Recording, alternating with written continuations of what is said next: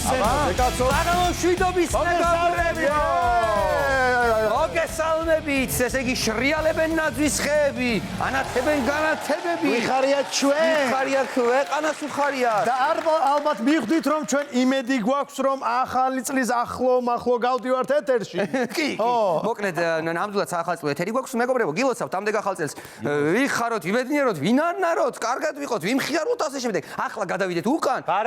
რისი თქმა გვინდა ის აქედან აი გადავიდეთ. ნარნარი უნდა უშუროთ.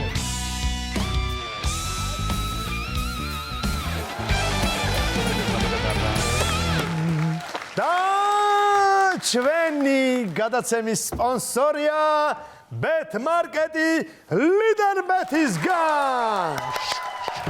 ვანიკო, დაიმახსოვრე ეს გამოცხადება. ამას ყოველთვის დავუტანებ ჯერ კიდევ მაინც შეგიძლია რო თქვათ. როგორი სახალხო განწყობა გაქვთ? როგორი კაცო ესეც შერეგეთი არ მქონია ცხოვრებაში. მოდი დავიწყოთ მადლობით. ძალიან უცნაურია. თუ რასთან? ვისთან, რასთან და ძალიან უცნაური კი არის ილო ამ არხიდან ამ მადლობის დაწყება, მაგრამ ამ არხიდან სხვა ხო თუ არ ჩაგვახშეს. მე მინდა ქალაქის მერიას მადლობა უთხრა. всё, აზრი არ აქვს, ამას ამოჭრიან? ამოჭრიან. მოკლედ, ქალაქის ცენტრალური უბნების განათება მე ძალიან მომეწონა. ძალიან ლამაზი განათება გვაქვს. რა ვქნა ეხლა? ხო, რა ვიცი, რა რატო გაჩუმდით? არა ვიცი, არა, მე არ მოწონს. მე გიქრე ამოჭრიან მეთქი. შერისთან ერთად ხო გაისეირნე? რა თქმა უნდა. შენ გაისეირნე თუ ჯერ არ გინახავს? მე ჯერ ჩემი შვილები არ მინდა. აჰა, საახალწლოდ იმედს ვიტოვებ. მოკლედ, მეგობრებო, ძალიან ლამაზად. შენ თუ იყავი? კი, ვიყავი, აუცილებლად გავისეირნე, ჩავყავი, ამოვყევი, წრეების დავარტყი შეძლების დაგვარად, რაც შემეძლო და გავუხარდათ ძალიან ბავშვებს და მოკლედ კარგია. მადლობა გვინდა ამისთვის, რომ გითხრათ მეგობრებო, მაგრამ უღურეთ? მაგრამ ვაფასებ ძალიან თქვენს შრომას, ვაფასებ ყველაფერს რა, მაგრამ უღურეთ ზედმეტიც არ შეიძლება. ეხლა ძალიან კარგია საახალწლო განათება, ეს აუცილებელია და საჭიროა და ყველა მოვიხიბლეთ და მოვინუსხეთ, მაგრამ ზედმეტი არ შეიძლება, იმიტომ რომ აი ამ ცენტრალური ნაწილის გარდა თუ ზედმეტად გადაანათებთ და გვერდებიც გამონათდება ქუჩების, ხო ხედავთ? მერე უკვე გამოჩნდება სადღაც მშენებარე კორპუსი. სადღაც მინგრეული რაღაცა, სადღაც თავმოხდილი კანალიზაცია, ასე რომ ერთი კონკრეტული გეზი შეგვიძლია ავიღოთ და გავანათოთ აი ესე პირდაპირ ცენტრალური ნაწილი. ანუ ყველაფერს განათება საჭირო არ არის და მე მგონი პრინციპში იგივეს ვამბობ, რასაც ეს ჩვენი მერიის რასაც აკეთებენ ისედაც ადამიანები, სხვა ნაწილი დიდად არც არის განათება. აქედან დასკვნა მეგობრებო, ზომიერება არის ყველაფერი. ამის თქმა მინდოდა. ზომიერება. ძალიან გადავაჩახჩახოთ რომ ყველაფერი დიფხავები არ. ხო, მოკლედ. ნუ ეხლა რა და ვანიკომ ზომიერება. მოკლედ დღეს გვინდა ვისაუბროთ საახალწლო განწყობაზე ქვეყანაში და ზოგადად ქალაქში. ხო, მაგრამ მანდ ერთი რამე არის რა, რომ პირველ რიგში რაღაცა ცოტა მიკერძოებულობას და პრიორიტეტულობას აქვს. მე კი მაწყობს ახლა ეგ. მაგრამ რატომაც მე უფრო მეტად ფიქრობს ტრადიციულად ცენტრალური უბნის განათებებზე. ხო. ცენტრალური უბნები რო ესეთი განათებია და ხანდახან თუ თავს მოიტყუებ, რომ ცოტა თავი ნიუ-იორკში გონია. ყველაფერი რა ჩახჩახებს. და ამ დროს გარე უბნებს დღემდე არ ღირსებეთ საახალწლო განათება, აი ეგ რა თემაა. მაინტერესებს. შენ იცი რომ არის უბნები, რომელსაც დღემდე საახალწლო განათება არ ღირსებიათ. მაგრამ საქართველოს დამოუკიდებლობის ისტორიაში. მე სადღაც ეღირსება. სადღაც ეღირსება და რა ხა 7 წელი შენ იცი რომ ლილო მაგალითად რა არ განათებულა არასდროს. შენ გინახავს რა აი პოსტი გინახავს Facebook-ზე გინახავს ფოტო, სელფი, ლილო და ახალი წელი. რა იქ ხალხი არ ცხოვრობს, ვერ გავიგე? რა თქმა უნდა. არა, მაქსიმუმ ეგ ნახო, თქვა ისე ვინმე ჩინელი ვილოში თუ გაანათებს იქვე ახალი წინათოს რომელსაც ყიდის და დონეკოსოვთან იმაშტა შაულინგი და თუ რა. შაულინგი. აიო! მე გეტყვი მაგის პრინციპს როგორ ხდება. უყურე, ქალაქის მერია ხომ შეიძენს ახალ განათებას და ამას ათავსებს ქალაქის ცენტრალურ უბნებში, ხო? იქ მოძველებული გადააქვთ მერე გარე უბნებში, ხო იცი? აი, აქ რომ მოძველდება რუსთაველზე, მერე გადაიტანენ სადღაც დიდუბის კიდე ახალი იქნება, მერე დიდუბის გადავა იქეთი. და მოუწევს ლილოს 7 წლის მერე. მე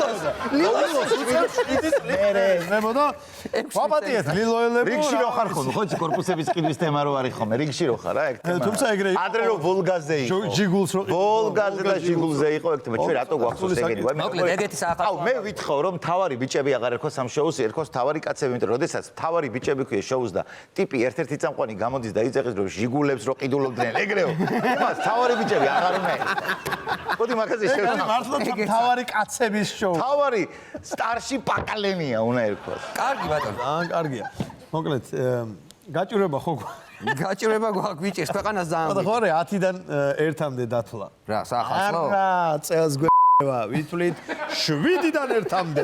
რატო ვიტყვი? სამის რაღაცა თანხა არის, რაღაცა ჯდება. აიცა, ეგეთი გაჭირებაში ვართ ქვეყანა, რომ 10-დან უკუღმა დათვლა ვეღარ ვასხეთე. 7. მარტო 6.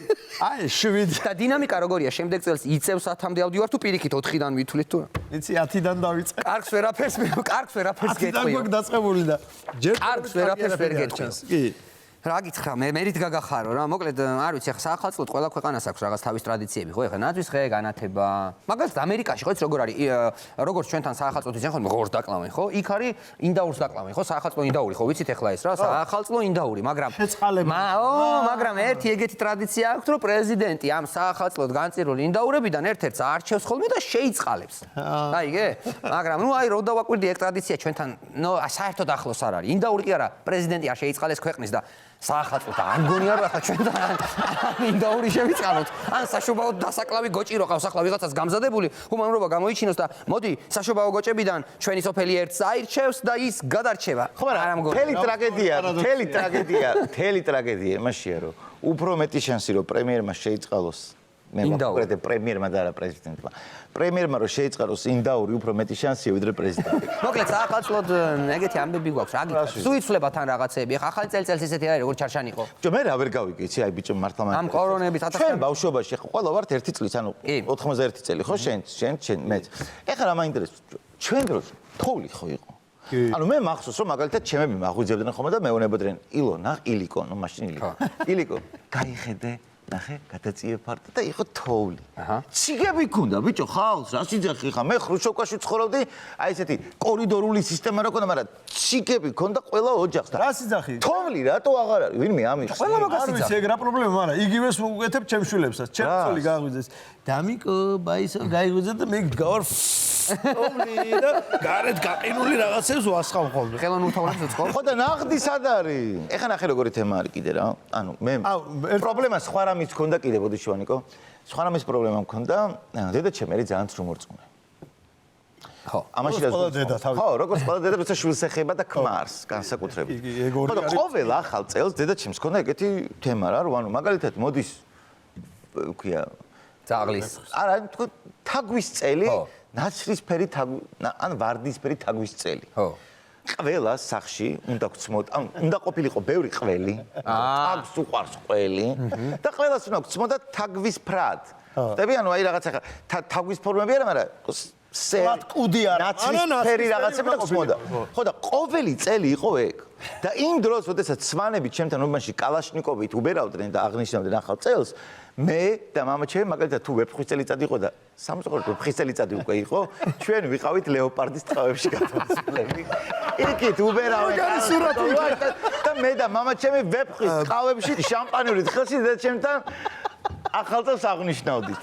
აი ეგეც თემა ქონდა. ერთი ახალი წელი ეგეთიც ქონდა, რომ მე თვითონ მაჩუქეს მამას მეგობრება რაღაც საახალწლო ასაფეთქებელი და მითხრეს, რომ ესო სახლის ეზოში მაინც და მაინც არა აფეთქო. მოდიში გაწყვეტინე პეტარდა არ გეგო. ალბათ ლიმონკას ან აი არ დავა კონკრეტულად. მეორე მსოფლიო ომში აი ნახდათ რო ყავს რა. უფრო ახლოს.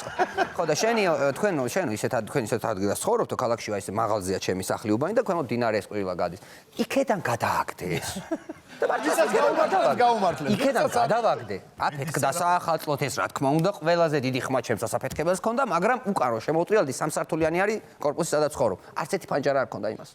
ბაბახ და ამოხსნა მთელი ფანჯარა. აი ესეთი ახალი წელი ქონდა მეგობრებო და ახლა კიდე იმაზე ვდარდობთ რომ პეტარდებით შიტებს ძილს ხომ არ უფთხოვთო და აი ეს სწორია. აბა რა პეტარდებით ცხოველებს, ფრინველებს, ადამიანებს, ვიღაცას რო ძინავს თავისთვის ახალ წელს, იმათ არ უნდა დაუფრთხოთ ძილი, არც სიმშვიდე არ უნდა დაუფრთხოთ. არც სახში არ უნდა შეუგდოთ. ხო, ნუ იმაუშკები. ბაზუკა არ უნდა ესროლოთ სახში. ანუ რადგან ესეთი საპირწონე მე არ ვიცი რა მოგიყვეთ მაგ პერიოდის, მაგ ჩაუბნელი პერიოდის, მაგრამ ერთი რაღაცით გიგებთ ყველას, იმიტომ რომ მე ჩემი სახლი, ჩემი ფანჯარა უყურებდა აბავის ფანჯარას მაგ პერიოდში. არც მეტი არც ნაკლები თენგიზ კიტოვანი. ყოველდღე ახალი წელი ქონია შეჭი. ყოველდღე ახალი წელი კი არა, იქ უსირცხვილოს როლა იყო ყოველთვის რა. ყველას რასაც უნდა ისრულდნენ, მაგრამ ეს კამანდა ჩალიჯობდა თელი ჩვენი. აბა, მამაჩემი რო დგებოდა, პატრიარქი გამოდიოდა იქა, სადღეღო სიტყვა და აბა შეხვდეთ ახალ წელს. ოჯახი იმალე. აი ესე ვიწექით და სალამის არ მოხდებოდა, არ დამთავრდებოდა. თუ არ გაგვაძრობდა და ტუალეტი კეცადად, ვაგრძელებდით რა. ტუალეტი იყო დაცული თემა რა, მაგრამ ტუალეტში. ხო, მაგრამ ისე ტუალეტში ახლა ორჯერ მეტი გავაკეთე. ჩაიკუზე და ეგარ. იმიტომ რომ ჯაბაიოსელიანის корпуს ბაზუკა ესვრის მაშინ. მოკლედ საშინელი დღეები გადატანე. ისე საქართველოს ერთ-ერთი ქვეყანა, სადაც ნაძვისხე, აი, წესი ნორმალურ ქვეყნებში ნაძვისხე ასოცირდება რასთან? ბარაკასთან, ახალწელთან, სიხალისესთან, სილაღესთან, თოვლის სანტა-კლაუსთან, ელფებთან და ასე შემდეგ. და საქართველოში ნაძვისხე რასთან ასოცირდება? რასთან? ძმაკაცის მოგებული ტენდერის ატკატე. აი, ეს ჩარშანი ყოთელს არა. ნაძვისხე საქართველოში არის ერთადერთი ქვეყანა არის საქართველოს, სადაც ნაძვისხე ასოცირდება შენი ძმაკაცის მოგებული ტენდერის ატკატებთან. კარგი ბიჭო. კარგი ჩარშანი ყო ილო 0-ით. რა მნიშვნელობა ეს არ არის, ეგეთი რაღაცები აღარ ხდება ამ ქვეყანაში, კაცო. იმიტომ რომ ნაძვისხეს აღარ დაგვიდგამი. ხო, ნუ ფაქტია ეგ. წელს ცოტა სხვანაირი იქნება ყოველთვის ძველი ტრადიცია, აი რო შემოდის მეკოლე, ხო იცი? აქვს ეგეთი რა, წყალობდეთ ღმერთი, კი არა და შემოდგი ფეხი, წყალობდეთ ღმერთი.